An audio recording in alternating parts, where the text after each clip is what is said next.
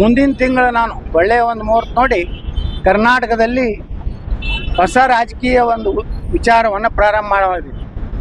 ಹಿಂದುತ್ವದ ಎಲ್ಲ ಹಿಂದೂಗಳ ಒಂದು ಸಭೆ ಅಲ್ಲಲ್ಲಿ ಜಿಲ್ಲಾವಾರು ಮಾಡ್ತಾ ಇದ್ದೀನಿ. ಮೊದಲು ಕೋಲಾರ ಜಿಲ್ಲೆಯಿಂದ ನಮ್ಮ ಏನಲ್ಲಿ ಒಂದು ದೊಡ್ಡ ದೇವಸ್ಥಾನ ಇದೆ, ವಿಘ್ನೇಶ್ವರ ದೇವಸ್ಥಾನ, ಅಲ್ಲಿ ಪೂಜೆ ಮಾಡಿ ಇಡೀ ಕರ್ನಾಟಕ ಪ್ರವಾಸ ಮಾಡ್ತೀನಿ. ನನ್ನ 3 ಉದ್ದೇಶ: ಒಂದು ಹಿಂದುತ್ವ, ಒಂದು ನಿರುದ್ಯೋಗ, 3ನೇದು ಅಭಿವೃದ್ಧಿ. ಈ 3 ವಿಷಯ ತಗೊಂಡು ಮುಂದಿನ ದಿವಸಗಳಲ್ಲಿ ಕರ್ನಾಟಕದಲ್ಲಿ ಪ್ರಾದೇಶಿಕ ಪಕ್ಷ ಕಟ್ಟಬೇಕು ಅನ್ನೋಂಥ ಅಭಿಪ್ರಾಯವನ್ನು ಜನರನ್ನು ತಗೊಳ್ತೀನಿ. ಅವರ ಪ್ರಾದೇಶಿಕ ಪಕ್ಷ ಕಟ್ಟುವ ಚಿಂತನೆ ಪ್ರಾರಂಭ ಆಯಿತು. ಮುಂದಿನ ತಿಂಗಳ ಮೇದಲ್ಲಿ ಒಂದು ಒಳ್ಳೆಯ ದಿನ ನೋಡಿ ಇಡೀ ಎಲ್ಲ ಜಿಲ್ಲಾ ಕೇಂದ್ರ ಮೊದಲು ಹೋಗ್ತೀನಿ. ನೆಕ್ಸ್ಟ್ ಎಲ್ಲ ತಾಲೂಕಾ ಕೇಂದ್ರಕ್ಕೆ ಹೋಗ್ತೀನಿ. ಎಲ್ಲ ಹಿಂದೂ ಸಂಘಟನೆಗಳನ್ನು, ನಿರುದ್ಯೋಗ ಯುವಕರನ್ನು ಹಾಗೂ ಅಭಿವೃದ್ಧಿ ಚಿಂತನೆ ಮಾಡುವಂಥ ಜನರ ಒಂದು ಸಭೆಯನ್ನು ನಾನು ಮಾಡ್ತೀನಿ. ಅದು ಏನು ನೋಡೋಣ ಅಂತ ಮುಂದೆ. ಯಾವುದು ನೋಡೋಣ್ರಿ, ಅವ್ರು ಚುನಾವಣಾ ಆಯೋಗದವ್ರು ಯಾವ್ದು ಕೊಡ್ತಾರ, ನೀವೇನಾರು ಶಿಫಾರಸ್ ಮಾಡಿ ಕೊಡ್ಸಿದ್ರೆ ಕೊಡ್ಸಿ. ನಾ ಮೊದಲು ಅಭಿಪ್ರಾಯ ತಗೋತೀನಿ ಇಡೀ ರಾಜ್ಯದಲ್ಲಿ. ಇಡೀ ರಾಜ್ಯದ ಅಭಿಪ್ರಾಯ ತಗೊಂಡು ಮುಂದೆ ಏನ್ ನಿರ್ಣಯ ಮಾಡ್ಬೇಕು ಅನ್ನೋ ಮಾಡ್ತೇನೆ.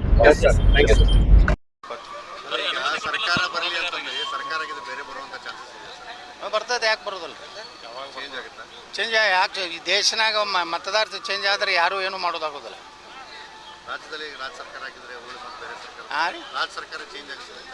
ಏನು ಈ ಸರ್ಕಾರ ಏನು ಹೈಕಮಾಂಡ್ ಇದೆ ಅಲ್ಲ, ಹೈಕಮಾಂಡದಲ್ಲಿ ಟೆಂಡರ್ ನಡೆದಿದೆ. DK ಶಿವಕುಮಾರ್ ಹೆಚ್ಚು ಕೊಡ್ತಾರೋ, ಸಿದ್ದರಾಮಯ್ಯನವ್ರು ಹೆಚ್ಚು ಕೊಡ್ತಾರೋ. ಆ ಟೆಂಡರ್ ಇನ್ನೂ ಬಿಡ್ ನಡೆದಿದೆ, ಇನ್ನೂ ಅದು ಕೊನೆಯ ಫೈನಲ್ ಆಗಿಲ್ಲ. ಅದು ಕೂಡ ರಾಹುಲ್ ಗಾಂಧಿ ಅನೌನ್ಸ್ ಮಾಡ್ತಾರೆ, ಇದು ರೇಟ್ ಹೆಚ್ಚಾಗಿದೆ, ಅದಕ್ಕೆ ನಾನು ಇಂಥ XYZ ಮಾಡಿದೆ. ಕಾಂಗ್ರೆಸ್ ಶಾಸಕ ರಾಜಣ್ಣ ಅವರೇ ಸಿದ್ದರಾಮಯ್ಯ ಅವರು ಸಹಾಯಕರಾಗಿದ್ದಾರೆ. 100ಕ್ಕೆ ರಾಜಣ್ಣ ಅವ್ರು ಹೇಳಿದ್ದು 100ಕ್ಕೆ 100 ಸತ್ತಿದೆ. ನನ್ನ ಹಾಗೆ ರಾಜಣ್ಣ ಅವ್ರು ಸಹ ಕಾಂಗ್ರೆಸ್ನಲ್ಲಿ ನೇರವಾಗಿ ಮಾತಾಡೋರು. ಅವರು ಸಿದ್ದರಾಮಯ್ಯನವ್ರು ಭಾಳ ನಂಬಿದ್ರು. ಇವರು ಒಬ್ಬರೇ ಅಲ್ಲ, ಭಾಳಷ್ಟು ಸಿದ್ದರಾಮಯ್ಯ ಫಾಲೋವರ್ಸ್ ಬಳಿ ಈ ಒಂದು ಭಾವನೆ ಬಂದಿದೆ. ಒಂದನೇದ್ದು, ಸಿದ್ದರಾಮಯ್ಯನವರು ಮೊದಲಿನ ಸಿದ್ದರಾಮಯ್ಯ ಇಲ್ಲ, ನಂಬರ್ 1. ಇದನ್ನು ವಿಧಾನಸಭೆದಾಗ ಹೇಳಿನಿ. 2ನೇದ್ದು, ತಮ್ಮ ಫಾಲೋವರ್ಗಳ ರಕ್ಷಣೆ ಮಾಡ್ತಾಯಿಲ್ಲ. 3ನೇದ್ದು, ಅವರು ಸಿದ್ದರಾಮಯ್ಯನವರು ಏನೋ ನಿರೀಕ್ಷೆ ಇಟ್ಟಿದ್ರು ಜನ, ಆ ರೀತಿ ಸರ್ಕಾರ ಕೊಡಲಿಲ್ಲ. ಇದು 3ರಲ್ಲಿ ಸಿದ್ದರಾಮಯ್ಯನವರು ವಿಫಲರಾಗ್ಯಾರ. ಸರ್, ಬಾಗಲಕೋಟೆ ಆಮೇಲೆ ದಾವಣಗೆರೆ ರಿಸಲ್ಟ್ ಬರೋದಕ್ಕಿಂತ ಮುಂಚೆನೇ ಕಾಂಗ್ರೆಸ್ನಲ್ಲಿ ವಿಕೆಟ್ಗಳ ಮೇಲೆ ವಿಕೆಟ್ ಉಳಿತಾ ಇದ್ದಾರೆ. ಇದರ ಅರ್ಥ ಕಾಂಗ್ರೆಸ್ಸು 2 ಕಡೆ ಸೋಲ್ತಿದ್ದಾನೋ ಅಂತ ಶುಭ ಸೂಚನೆ. ಆ ಶುಭ ಸೂಚನೆ ಸಿಕ್ಕಿದ್ರಿಂದ ಇವತ್ತು ಇದೇನು ವಿಜೇಂದ್ರನ ಪವಾಡ ಏನಿಲ್ಲ. ನಾಳೆ ನೀವೆಲ್ಲ ಹೊಡಿತೀರಿ, ಕೆಲವೊಂದು ಅದಾವು. ಆ ವಿಜಯ ಕರ್ನಾಟಕದ ಪೇಪರ್ ಇದೆ, ಹೆಚ್ಚು ಕಡಿಮೆ ವಿಜೇಂದ್ರ ಕರ್ನಾಟಕ ಮಾಡಿದ್ರು ಚಲೋ ಅವರು. ನಾಳೆ ಏನತ್ತಾರೆ, ವಿಜೇಂದ್ರ ನೇತೃತ್ವದಲ್ಲಿ ಬತ್ತತ್ತಾರ. ಅಲ್ಲಿ ಸಾಬ್ರು ಕಾಂಗ್ರೆಸ್ಸಿಗೆ ಬುದ್ಧಿ ಕಲಿಸ್ಬೇಕಾಗೈತಿ. ಸಾಬರ ಜಗಳ, ಕಾಂಗ್ರೆಸ್ ಜಗಳ, BJPಗೆ ಲಾಭ ಆಗ್ತದೆ.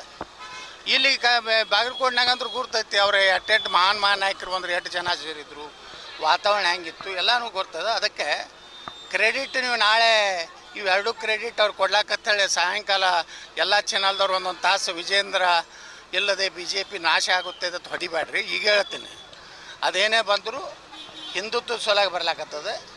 BJP ನಾಯಕತ್ವದಿಂದಿಲ್ಲ. BJP ನಾಯಕತ್ವ ರಾಜ್ಯದಲ್ಲಿ ಸಂಪೂರ್ಣ ವಿಫಲ ಆಗಿದೆ. ನೋಡ್ರಿ, ಮಹಿಳೆಯರ ವಿರೋಧಿಗಳದಾರ ಅನ್ನೋದು ಇಡೀ ಜಗತ್ತಿಗೆ ಗೊತ್ತಾಯ್ತು. ಕಾಂಗ್ರೆಸ್ ಅಂದರೆ ಮಹಿಳಾ ವಿರೋಧಿ.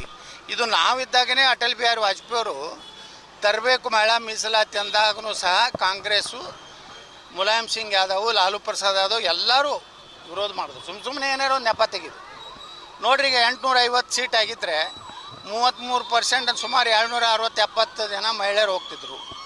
ಇವತ್ತು ಬಸವಣ್ಣವರು ಸಮಾನತೆಯನ್ನು ಸಾರಿದಂಥವ್ರು. ಇವತ್ತೇನಾದರೂ ದೇಶದಲ್ಲಿ ಮಹಿಳೆಯರಿಗೆ ಮೋಸ ಮಾಡಿದಂಥವ್ರು ಯಾರಪ್ಪ ಅಂದರೆ ಕಾಂಗ್ರೆಸ್ಸು, ರಾಹುಲ್ ಗಾಂಧಿ, ವಿದೇಶಿ ಇಟ್ಲಿ ಹೆಣ್ಮಗಳಾದಂಥ ಸೋನಿಯಾ ಗಾಂಧಿ. ಈ ಹೆಣ್ಮಗಳಿಂದ ಈಗೇನು ನೈತಿಕತೆ ಇದೆ ಕಾಂಗ್ರೆಸ್ ಮಹಿಳಾ ಘಟಕಗಳಿಗೆ? ಮಹಿಳಾ ಲೀಡರ್ಗಳು ಏನಾದಾರ ಕಾಂಗ್ರೆಸ್ನಾಗ ಏನು ನಾಚಿಕೆ ಇದೆ ಅವ್ರಿಗೆ? ಎಲ್ಲ ರಾಜೀನಾಮೆ ಕೊಡಬೇಕಾಗಿತ್ತು ಅವ್ರಿಗೆ. ಅಷ್ಟು ಮಹಿಳೆಯರ ಒಂದು ಇದ್ರ ಮಹಿಳೆಯರು ಅಂದ್ರೆ ಏನು ತಿಳ್ಕೊಂಡಾರೆ, 2000 ರೂಪಾಯಿ ಕೊಟ್ಟರಾಯ್ತು, ಫ್ರೀ ಪಾಸ್ ಕೊಟ್ಟರಾಯ್ತು. ಅದಕ್ಕೆ ನಮ್ಗೆ ಓಟ್ ಹಾಕ್ತಾರೆ ಅನ್ನೋಂಥ ಏನು ಕಲ್ಪನೆ ಇದೆಯಲ್ಲ, ಮುಂದಿನ ವಿಧಾನಸಭೆ ಲೋಕಸಭೆದಾಗ ತಿಳಿಸ್ತಾರೆ. ಇದೇನು ನರೇಂದ್ರ ಮೋದಿಯವರು ಹಿನ್ನಡೆ ಅಲ್ಲ, ಇದು BJP ಹಿನ್ನಡೆ ಅಲ್ಲ, ಇದು ಹಿನ್ನಡೆ ಕಾಂಗ್ರೆಸ್ಸಿಗೆ. ನರೇಂದ್ರ ಮೋದಿಯವರು ಕಾಂಗ್ರೆಸ್ಸಿನ ಬಣ್ಣ ಇವತ್ತು ಬಯಲು ಮಾಡಿದ್ದಾರೆ. ಈ ಏನು ಮಹಿಳಾ ಮೀಸಲಾತಿಯನ್ನು ಕೊಳ್ಳಾರ್ದಕ್ಕೆ ಏನು ಮಾಡ್ಯಾರ ಅಂದ್ರೆ ನರೇಂದ್ರ ಮೋದಿಯವರು ಇದರಲ್ಲಿ ಗೆದ್ದಿದ್ದಾರೆ, ಸೋತು ಗೆದ್ದಿದ್ದಾರೆ. ಕಾಂಗ್ರೆಸ್ ಗೆದ್ದು ಸೋತಿದೆ, ಹಿಂಗಿದೆ. ಹಾಂ, ನೋಡಿ, ಇಡೀ ರಾಜ್ಯದಲ್ಲಿ ಸುಮಾರು 2,88,000 ಹುದ್ದೆಗಳು ಖಾಲಿ ಇವೆ. ಮತ್ತು ಈ ನಿಗಮ ಮಂಡಳಿಗಳಲ್ಲಿ 1 ಲಕ್ಷಕ್ಕೆ ಸಮೀಪ ಹುದ್ದೆಗಳು ಖಾಲಿ ಅದ. ಹೆಚ್ಚು ಕಡಿಮೆ 4 ಲಕ್ಷ ಸಮೀಪ ಉದ್ಯೋಗ ಯುವಕರಿಗೆ ಕೊಡಬೇಕಾಗಿದೆ. ಆದರೆ ಈ ಸರ್ಕಾರದಲ್ಲಿ ದಿವಾಳಿ ಆಗಿದೆ, ಹಣ ಇಲ್ಲ, ಬರೀ ಗ್ಯಾರಂಟಿ. ಈ ಸಲವೂ 1,16,000 ಕೋಟಿ ರೂಪಾಯಿ ಸಾಲ ತೆಗೆದಾರೆ. ಎದ್ರ ಸಲ ತೆಗೆದಾರ? ಅಭಿವೃದ್ಧಿ ಸಲ ತೆಗೆದಾರ ಅಥವಾ ಕೃಷ್ಣಾ ನೀರಾವರಿ ಪೂರ್ತಿ ಮುಗಿಸ್ತೀನಿ ಅಂತ ತೆಗೆದಾರ? ಏನೂ ಇಲ್ಲ, ಕೇವಲ ಸರ್ಕಾರಿ ನೌಕರರು ಸಂಬಳ ಮಾಡಬೇಕಾಗಿದೆ, ಗ್ಯಾರಂಟಿ ಇದನ್ನು ಮೇಕಪ್ ಮಾಡ್ಕೋಬೇಕಾಗಿದೆ. ಇದರಿಂದ ಕರ್ನಾಟಕದ ಅಭಿವೃದ್ಧಿ ಆಗ್ತಾಯಿಲ್ಲ. ನಿರುದ್ಯೋಗ ಯುವಕರಿಗೆ ಇವತ್ತು ಏನು ಸಿಗಬೇಕಾಗಿತ್ತು ನೌಕರಿ, ಅದು ಸಿಗ್ತಾ ಇಲ್ಲ. ಅದಕ್ಕೇ ನಾವು ನಾಳೆ ಬಿಜಾಪುರನ ಕರೆ ಕೊಟ್ಟಿದ್ವಿ. ಆದರೆ ಪೊಲೀಸರು ರಾಜ್ಯ ಸರ್ಕಾರದ ಒಂದು ಒತ್ತಡದಿಂದ ಈ ಒಂದು ಏನು ಅನುಮತಿಯನ್ನು ನಿರಾಕರಿಸ್ಯಾರ. ನಾವು ಇದನ್ನು ಕಲಬುರಗಿ ಪೀಠದಲ್ಲಿ ಚಾಲೆಂಜ್ ಮಾಡ್ತೀವಿ. ನಾವು ಹೋರಾಟ ಬಿಡುವುದಿಲ್ಲ. ನಾನು ಯುವಕರ ಜೊತೆ ಇರ್ತೀನಿ, ಕರ್ನಾಟಕದ ನಿರುದ್ಯೋಗ ಯುವಕರ ಜೊತೆಗೆ. ನಾಳೆ ಇನ್ನೊಂದು 15 ದಿವಸದಲ್ಲಿ ನಾವೆಲ್ಲ ಯುವಕರ ಜೊತೆ ಚರ್ಚೆ ಮಾಡಿ ಬಿಜಾಪುರದಿಂದ ಬೆಂಗಳೂರು ಚಲೋ ಕಾರ್ಯಕ್ರಮ ಕೊಡ್ತೀವಿ. ಅಲ್ಲಿ ಸುಮಾರು 1 ಲಕ್ಷ ಯುವಕರು ಸೇರಿಸಿ ಏನು ನಾವು ಹೋರಾಟ ಮಾಡ್ತೀವಿ. ಸರ್ಕಾರದ ಪತನದ ಮೊದಲನೇ ಹೆಜ್ಜೆ ಆಗ್ತದೆ. ನಾ ಸಿದ್ದರಾಮಯ್ಯ ಸರ್ಕಾರಕ್ಕೆ ಎಚ್ಚರಿಕೆ ಕೊಡ್ತೀನಿ, ತಕ್ಷಣ ನೇಮಕಾತಿ ಪ್ರಾರಂಭ ಮಾಡಬೇಕು. ನಮ್ಮ ನಿರುದ್ಯೋಗ ಯುವಕರಿಗೆ ಉದ್ಯೋಗ ಕೊಡಬೇಕು. ಯಾರಿಗೆ ನಿರುದ್ಯೋಗ ಯುವಕರು ಉದ್ಯೋಗ ತಗೋತಾರಲ್ಲ ಅವ್ರಿಗೆ ಯಾವ ಫ್ರೀಗಳನ್ನು ಕೊಡುವ ಅವಶ್ಯಕತೆ ಇಲ್ಲ. 2,88,000 ಉದ್ಯೋಗಗಳನ್ನು ತುಂಬಿಟ್ರೆ 2,88,000 ಕುಟುಂಬಗಳು ಏನೋ ಅವ್ರ ಅನುಕೂಲ ಆಗ್ತದೆ. ಅಂಥವ್ರಿಗೆ ಏನು ಗ್ಯಾರಂಟಿ ಬೇಕಾಗಿಲ್ಲ. ಹೌದು, ಅದು ಇವತ್ತು ಏನು ಹಿಂದೆ ಇಂದಿರಾ ಗಾಂಧಿ ಎಮರ್ಜೆನ್ಸಿ ತಂದಿದ್ರಲ್ಲ, ಇವತ್ತು ಸಿದ್ದರಾಮಯ್ಯನ ಎಮರ್ಜೆನ್ಸಿ ಕರ್ನಾಟಕದ ನಡೆದಿದೆ. ಸಿದ್ದರಾಮಯ್ಯನವರು ಈ ರೀತಿ ಯುವಕರು ತಮ್ಮ ಬೇಡಿಕೆ ಬೇಡಬೇಕಲ್ರಿ, ಯಾರ್ಯಾರಿಗೂ ಪರ್ಮಿಷನ್ ಕೊಡ್ತಾರೆ. ಆದರೆ ಹುಡುಗರು ತಮ್ಮ ಈಗ ನೋಡ್ರಿ, ಅವರು ನಾವೇ ಆತ್ಮಹತ್ಯೆ ಮಾಡ್ಕೋತೀವಿ ಅನ್ನೋದು ಸ್ವಚ್ಛ ಮರಣ ಅದನ್ನು ಮಾಡ್ತೀವಿ ಅನ್ನೋಂಥ ಪರಿಸ್ಥಿತಿಗೆ ಯುವಕರು ಬಂದಾರ. ಮತ್ತು ನೀವು ಯುವಕರದ ಹೋರಾಟದ ಒಂದು ಹಕ್ಕೇನಿದೆ ಪ್ರಜಾತಂತ್ರದಾಗ. ಎಂತಿಂಥ ದೇಶದ್ರೋಹಿಗಳ ಹೋರಾಟಕ್ಕೆ ಸಪೋರ್ಟ್ ಮಾಡ್ತಾರೆ ಇವರು. ಪಾಕಿಸ್ತಾನ ಜಿಂದಾಬಾದ್ ಅನ್ನೋಂಥ ಹೋರಾಟಗಳಿಗೆ ನಮ್ಮ ಪೊಲೀಸ್ ಇಲಾಖೆ ಅನುಮತಿ ಕೊಡ್ತದೆ. ನಿರುದ್ಯೋಗ ಯುವಕರು ತಮ್ಮ ಭವಿಷ್ಯದ ಬಗ್ಗೆ ನೋಡ್ರಿ ಸರ್, ಲಕ್ಷಾಂತರ ರೂಪಾಯಿ ಕೊಟ್ಟು ಶಿಕ್ಷಣ ಕಲ್ತಿರ್ತಾರೆ. ಅವರಿಗೆ ಇವತ್ತು ನೌಕರಿ ಇಲ್ಲ ಅಂದರೆ ಅವ್ರು ಏನು ಮಾಡಬೇಕು? ಏನು ಅವ್ರೇನು ದಯಾಮರಣ ಏನು ಇದನ್ನು ಬೇಡ್ತಾ ಇದ್ದಾರೆ, ಅದನ್ನಾದರೂ ಕೊಡಲಿ, ಅದರೇ ಅನುಮತಿ ಕೊಡಲಿ. ಅಂದರೆ ಸಿದ್ದರಾಮಯ್ಯ ಸರ್ಕಾರ ದಿವಾಳಿ ಆಗಿಬಿಟ್ಟಿದೆ. ಅದಕ್ಕೆ ನಾವು ಯುವಕರ ಜೊತೆ ಇರ್ತೀವಿ. ಬೆಂಗಳೂರು ಚಲೋ ಕಾರ್ಯಕ್ರಮ ಮಾಡ್ತೀವಿ. ಅಷ್ಟೇ ಅಲ್ಲ, ಮುಂದಿನ ತಿಂಗಳು ನಾನು ಒಳ್ಳೆಯ ಒಂದು ಮುಹೂರ್ತ ನೋಡಿ ಕರ್ನಾಟಕದಲ್ಲಿ ಹೊಸ ರಾಜಕೀಯ ಒಂದು ವಿಚಾರವನ್ನು ಪ್ರಾರಂಭ ಮಾಡಿದ್ದೀನಿ. ಹಿಂದುತ್ವದ ಎಲ್ಲ ಹಿಂದೂಗಳ ಒಂದು ಸಭೆ ಅಲ್ಲಲ್ಲಿ ಜಿಲ್ಲಾವಾರು ಮಾಡ್ತಾಯಿದ್ದೀನಿ.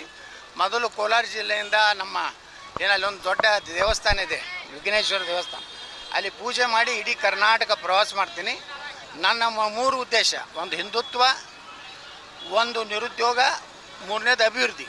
ಈ 3 ವಿಷಯ ತೊಗೊಂಡು ಮುಂದಿನ ದಿವಸಗಳಲ್ಲಿ ಕರ್ನಾಟಕದಲ್ಲಿ ಪ್ರಾದೇಶಿಕ ಪಕ್ಷ ಕಟ್ಟಬೇಕು ಅನ್ನೋಂಥ ಅಭಿಪ್ರಾಯವನ್ನು ಜನರನ್ನು ತಗೋತೀನಿ. ಪ್ರಾರಂಭ ಆಯಿತು. ಮುಂದಿನ ತಿಂಗಳ ಮೇದಲ್ಲಿ ಒಂದು ಒಳ್ಳೆಯ ದಿನ ನೋಡಿ ಇಡೀ ಎಲ್ಲ ಜಿಲ್ಲಾ ಕೇಂದ್ರ ಮೊದಲು ಹೋಗ್ತೀನಿ. ನೆಕ್ಸ್ಟ್ ಎಲ್ಲ ತಾಲೂಕಾ ಕೇಂದ್ರಕ್ಕೆ ಹೋಗ್ತೀನಿ. ಎಲ್ಲ ಹಿಂದೂ ಸಂಘಟನೆಗಳನ್ನು, ನಿರುದ್ಯೋಗ ಯುವಕರನ್ನು ಹಾಗೂ ಅಭಿವೃದ್ಧಿ ಚಿಂತನೆ ಮಾಡುವಂಥ ಜನರ ಒಂದು ಸಭೆಯನ್ನು ನಾನು ಮಾಡ್ತೇನೆ. ಅದು ಏನು ನೋಡೋಣ ಮುಂದೆ ಯಾವುದು ನೋಡೋಣ್ರಿ. ಅವ್ರು ಚುನಾವಣಾ ಆಯೋಗದವ್ರು ಯಾವ್ದು ಕೊಡ್ತಾರೆ, ನೀವೇನಾರು ಶಿಫಾರಸು ಮಾಡಿ ಕೊಡ್ಸಿದ್ರೆ ಕೊಡ್ಸ್ರಿ. ನಾ ಮೊದಲು ಅಭಿಪ್ರಾಯ ತೊಗೋತೀನಿ ಇಡೀ ರಾಜ್ಯದಲ್ಲಿ. ಇಡೀ ರಾಜ್ಯದ ಅಭಿಪ್ರಾಯ ತೊಗೊಂಡು ಮುಂದೆ ಏನು ನಿರ್ಣಯ ಮಾಡಬೇಕು ಅನ್ನೋದು ಮಾಡ್ತೇನೆ. Thank you sir.